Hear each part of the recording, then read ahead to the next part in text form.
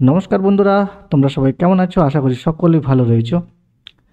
আজকে আমরা খুব ইন্টারেস্টিং ভিডিও নিয়ে আলোচনা করব। সেটা কি না, সেটা হচ্ছে পাস্কাল আইন এর ইতিহাস। আমরা পূর্বের ভিডিওতে আলোচনা করেছি কম্পিউটারের যে ইতিহাস সম্পর্কে। ফার্স্ট যেটা অ্যাবাকাস, আমাদের অ্যাবাকাস সম্পর্কে ডিটেলসে আলোচনা করেছি আগের ভিডিওতে। যদি কেউ না দেখে থাকো সেই ভিডিওটি, তাহলে অবশ্যই আমি ডেসক্রিপশন বক্সে বা এই ভিডিওর শেষে এন্ড স্ক্রিনে সেই ভিডিওর লিঙ্ক দিয়ে দেবো। সেখান থেকে ক্লিক করে সেই ভিডিওটা দেখে নিও, কারণ সেই নলেজটাও তোমাদের থাকা দরকার যে কম্পিউটার ইতিহাসে যে অ্যাবাকাস বলে যে যন্ত্রটা আবিষ্কার হয়েছে, সেই যন্ত্রটার কাজ কী এবং সেটা কিভাবে আবিষ্কার হয়েছিল। ঠিক আছে, সে অল ডিটেলস সেই ভিডিওতে দেওয়া রয়েছে, অবশ্যই দেখে নিও। আজকে আমরা যেই ভিডিওটা নিয়ে আলোচনা করব সেটা হচ্ছে পাস্কাল আইনের ইতিহাস সম্পর্কে। পাস্কাল আইন কী এবং সেটা কে আবিষ্কার করে, স্টেপ বাই স্টেপ আমরা জানবো এই ভিডিওর মাধ্যমে।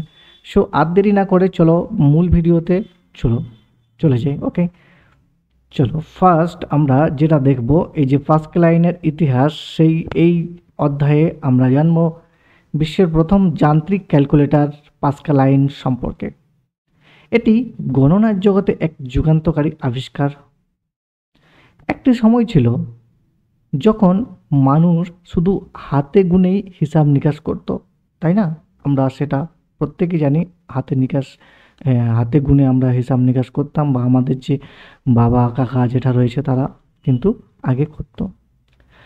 তখনই সেই সময় এক তরুণ গণিতবিদ তিনি তৈরি করেন একটি যন্ত্র যা মানুষকে গণনার ঝামেলা থেকে মুক্তি করে দেয়।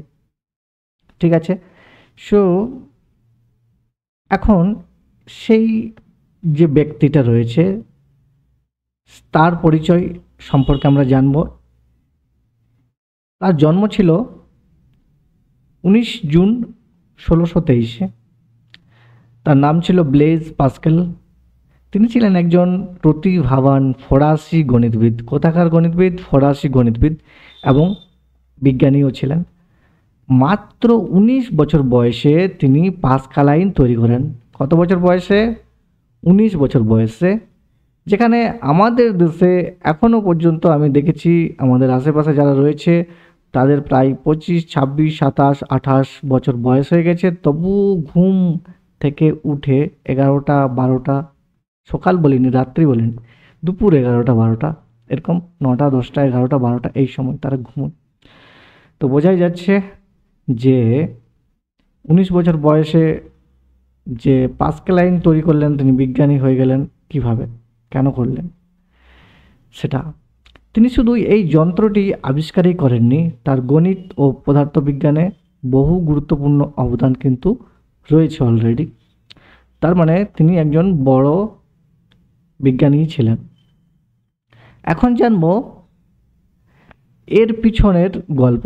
এই যে যন্ত্রটি আবিষ্কার হয়েছিল তার পিছনের কি গল্প রয়েছে না, এখানে সেটা যদি আমরা জানতে যাই তাহলে খুবই সিম্পল।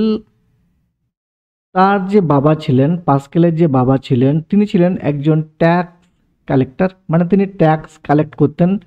ওকে, সো ট্যাক্স কালেক্ট করতে গিয়ে তাকে খুব সমস্যায় পড়তে হয়েছিল, কারণ প্রতিদিন তাকে অনেক হিসাব নিকাশ করতে হতো। এই হিসাব নিকাশ করা তার কাছে অনেক সময় সাপেক্ষ এবং কষ্টকর হয়ে পড়েছিল। সেটি তার ছেলে পাস্কেল যখন দেখলো তার বাবার দিকে তাকিয়ে যে বাবা তো খুব কষ্টে রয়েছে, তো সেই দেখে তিনি মনে মনে চিন্তা করলেন যে একটা যদি হিসাব নিকাশ করার যন্ত্র আবিষ্কার করা যেত তাহলে হয়তো আমার বাবার কাজটা অনেক ইজি হয়ে যেত, সহজ হয়ে যেত। সেই জন্য তিনি একটি এমন যন্ত্র আবিষ্কার করলেন যাতে খুব সহজে যোগ বিয়োগ করা যায়। ওকে, সো এখন জানবো এই যে পাস্কাল আইন, এই যন্ত্রটি কি, এটি কি? এটা হচ্ছে এমন একটি যন্ত্র যা যান্ত্রিকভাবে সংখ্যা যোগ এবং বিয়োগ করতে পারত। যান্ত্রিকভাবে যন্ত্রর সাহায্যে যোগ আর বিয়োগ করতে পারত, ব্যাস, আর কিছু না। এটি ছিল ধাতব চাকা এবং গিয়ার দিয়ে তৈরি, এর মধ্যে ধাতব চাকা থাকতো, যেটি আমি নিচের ছবিতে দেখানোর চেষ্টা করছি। এই ধরনের চাকা থাকতো, আর এই চাকাগুলোকে ঘুরিয়ে ঘুরিয়ে মানে যোগ এবং বিয়োগ করা হতো। ঠিক আছে, এর ভেতরে গিয়ার থাকতো, গিয়ার বক্স যেরকম থাকে সেরকম, যার সাহায্যে ব্যবহারকারী মানে যিনি হিসাব নিকাশ করতে চাইবেন তিনি নির্দিষ্ট সংখ্যার মান নির্ধারণ করতে পারতেন। এটি আধুনিক ক্যালকুলেটরের প্রথম রূপ হিসেবে কিন্তু বিবেচিত হয়। এরপর আমরা জানব এই যন্ত্রের গঠন ও কার্যপ্রণালী, মানে এটি কিভাবে গঠন করা হয়েছিল। এই যে পাস্কেলাইন যন্ত্রটি ছিল এটি কিন্তু ধাতব এর চাকা ও গিয়ার দ্বারা গঠিত ছিল, যেটা আমরা পূর্বেই আলোচনা করলাম। প্রতিটি চাকায় 0 থেকে 9 পর্যন্ত সংখ্যা ছিল, যেটি আমি একটা ভিডিও ফুটেজের মাধ্যমে দেখানোর চেষ্টা করব এর পরের স্লাইড। তো এই যে চাকা ছিল 0 থেকে 9 পর্যন্ত যে এক একটা করে চাকা থাকতো, সেই চাকাগুলোকে ঘোরালে সেই যন্ত্র সেই সংখ্যাকে গণনা করত বা ধরত। যেমন একটি চাকা একবার যদি ঘোরালো তাহলে সেটাতে কি হতো, 1 যোগ হতো, মানে 1 আসতো। তারপর আরেকবার ঘোরালে 2 হতো, আরেকবার ঘোরালে 3 হতো। যখন একটি চাকা পূর্ণ মাত্রায় মানে 10 বার ঘুরতো তখন পরবর্তী চাকায় মানে অন্য যে চাকাটা থাকতো সেখানে 1 যুক্ত হতো, মানে একটা যোগ হতো, যেটাকে ক্যারি সিস্টেম এর সূচনা বলা যেতে পারে। ওকে, সো এখন এই ভিডিওর মাধ্যমে দেখব কিভাবে এটা হচ্ছে। ওকে, এইভাবে চাকাটা এই দেখা যাচ্ছে, চাকাটা এইভাবে ঘোরানো হতো।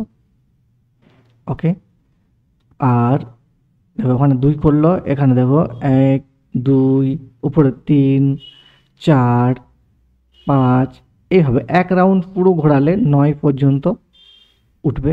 এর মধ্যে 9 যাবে, 8 হয়েছে। আর এদিকে চাকাটা দেখাচ্ছি 3 4, এইভাবে এগুলোতে নাম্বার সেট রয়েছে।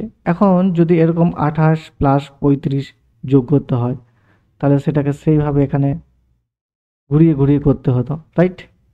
তো এইভাবে এটাকে ঘুরিয়ে ঘুরিয়ে ঘুরিয়ে ঘুরিয়ে যোগ করা হতো।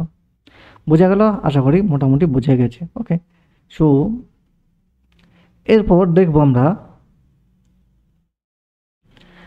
এর সীমাবদ্ধতা, মানে এই যন্ত্রটি কতটা কাজ করতে পারত সেটা সম্পর্কে। না, যদিও এটি ছিল যুগান্তকারী আবিষ্কার, মানে এই যন্ত্রটি যে যুগান্তকারী আবিষ্কার ছিল না তার কোনো মানে কথা ছিল না, এটা তার সত্যিই মানে নিঃসন্দেহেই যুগান্তকারী আবিষ্কার ছিল। তবে কিছু এটাদের মধ্যে সীমাবদ্ধতাও ছিল। সেটা কি ছিল? এই যন্ত্রটি কেবলমাত্র যোগ এবং বিয়োগই করতে পারত। এই যন্ত্রটির সাহায্যে গুণ ও ভাগ কিন্তু করা যেত না। এটি তৈরি করতেও কিন্তু অনেক টাকা খরচ হতো, তাই সব জায়গায় ব্যবহার করা যেত না, যেহেতু অনেক টাকা খরচ, সবাই ব্যবহার করতে পারতো না। আর সেই সময় কিন্তু এত পরিমাণে টাকাও ছিল না সবার ক্ষেত্রে।